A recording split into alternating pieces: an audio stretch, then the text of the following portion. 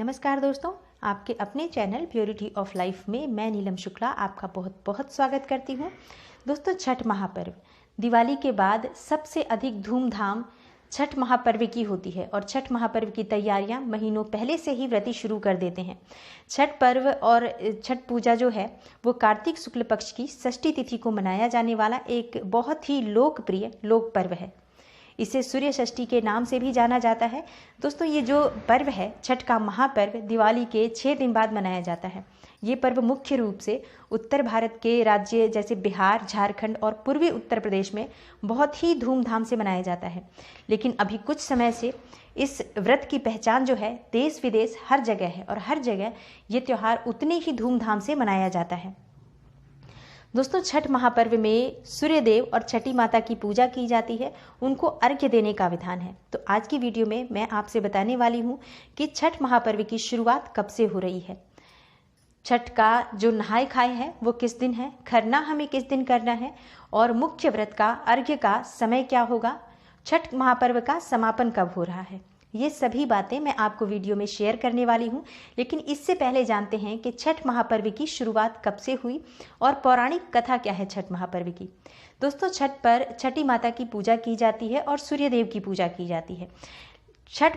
छठी माता जो हैं इनका जो उल्लेख है ब्रह्मवैवर्त पुराण में भी मिलता है।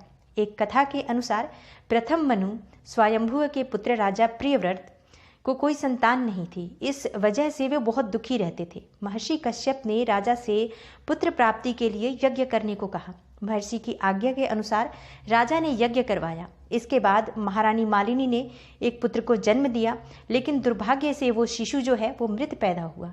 इस बात से राजा और अन्य परिजन जो राजा के थे वो बहुत दुखी थे। तभी आकाश से एक विमान उतरा जिसमें कि माता षष्ठी विराजमान थी। जब राजा ने उनसे प्रार्थना की तब उन्होंने अपना परिचय दिया और कहा कि मैं ब्रह्मा की मानस पुत्री षष्ठी देवी हूँ। मैं विश्व के सभी बालकों की रक्षा करती हूँ और निसंतानों को संतान प्राप्ति का वरदान देती हूँ। इसके बाद ही देवी ने मृत शिशु को आशीष देते हुए हाथ लगाया, जिससे वो जो शिशु था वो जीवित हो गया। देवी की इस कृपा से राजा बहुत प्रसन्न हुए और उन्होंने षष्ठी देवी की आराधना की।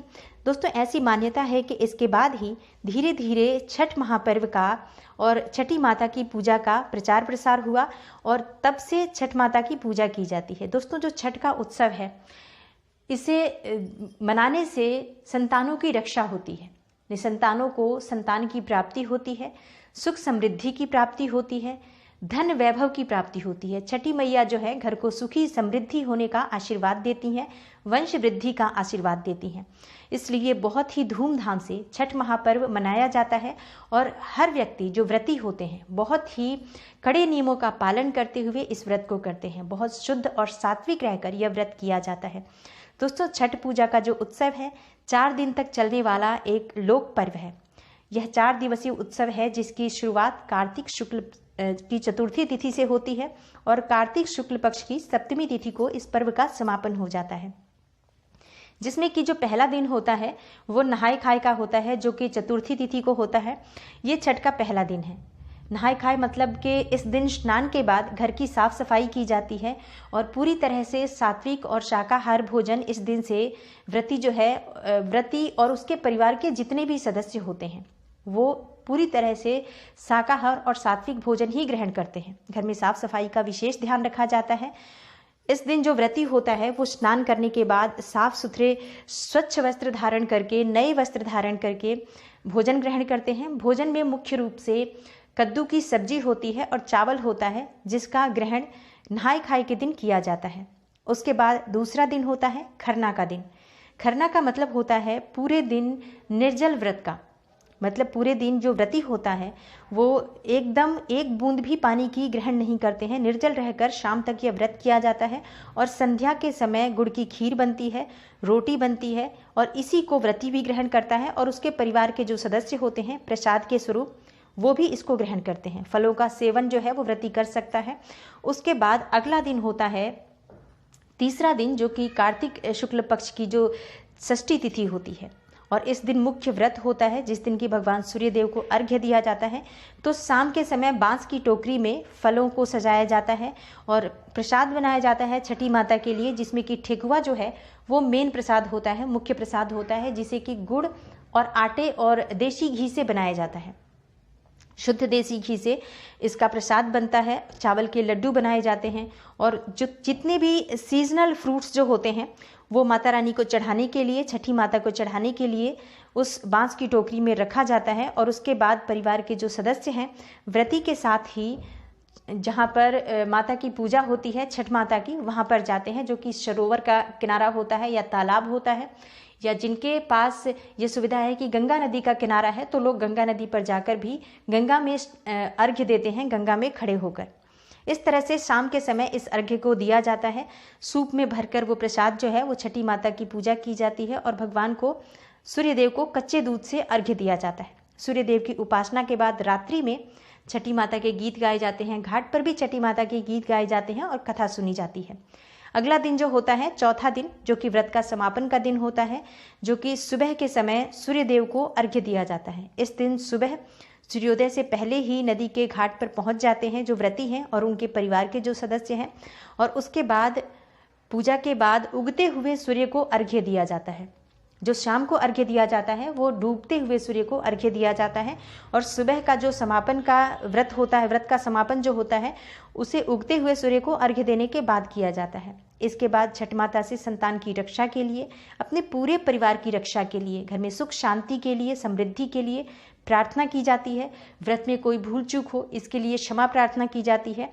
और पूजा के बाद व्रती जो है वो कच्चे दूध से भगवान सूर्यदेव को अर्घ्य देते हैं। उसके बाद ही इस व्रत का समापन हो जाता है। उसके बाद व्रती जो है वो प्रसाद खाकर अपना व्रत पूरा करते हैं, जिसे कि पारण या पारना कहा जाता है।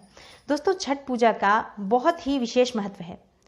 छठ महापर्व में व्रत करने के नियम बहुत कठोर हैं, पर इन सभी कठोर नियमों का पालन करते हुए व्रती जो है वो अपना व्रत संपूर्ण करता है। छठ मैया की जो महिमा है अपरंपार है, सभी तरह की मनोकामनाओं को पूर्ण करती हैं छठी मैया।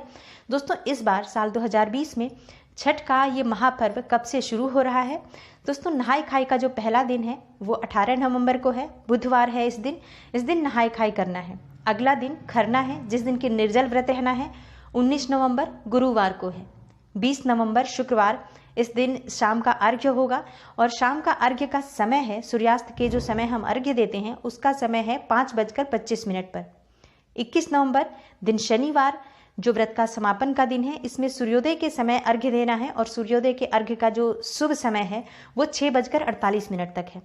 दोस्तों, इस तरह से जो अर्घ्य का समय है, छठ महापर्व के समापन का जो अर्घ्य का समय है 21 नवंबर दिन शनिवार 6:48 प्रातःकाल। दोस्तों, छठ महापर्व एक बहुत ही शुभ, बहुत ही सात्विक और बहुत ही जो प्रभावशाली व्रत है। इस व्रत को करने से सभी तरह की मनोकामनाएं पूर्ण होती हैं। दोस्तों, उम्मीद करती हूँ छठ महापर्व के इस पावन पर्व के बारे में जो जानकारी मैंने आपको दी है आपके लिए लाभदायक अवश्य सिद्ध होगी। वीडियो आपको थोड़ी सी भी अच्छी लगी हो तो वीडियो को लाइक ज़रूर करें, शेयर करें इसे फैमिली और फ्रेंड्स के साथ। चैनल पर अगर आप नए हैं और वीडियो आपको अच्छी लगती है इस तरह की, तो इस चैनल को सब्सक्राइब करें और बेल बटन को ज़रूर प्रेस करें। इससे ये होगा कि इस चैनल पर अपलोड होने वाली सभी वीडियोज़ की नोटिफिकेशन आपको मिलेगी। मैं मिलती हूँ आपसे अगली वीडियो में। छठ महापर्व की आप सभी को मेरी तरफ से बहुत बहुत शुभकामनाएं। माता छठ माता की कृपा जो है हम सभी लोगों पर सदा सर्वदा बनी रहे। मैं मिलती हूँ आपसे अगली वीडियो में, तब तक के लिए नमस्कार।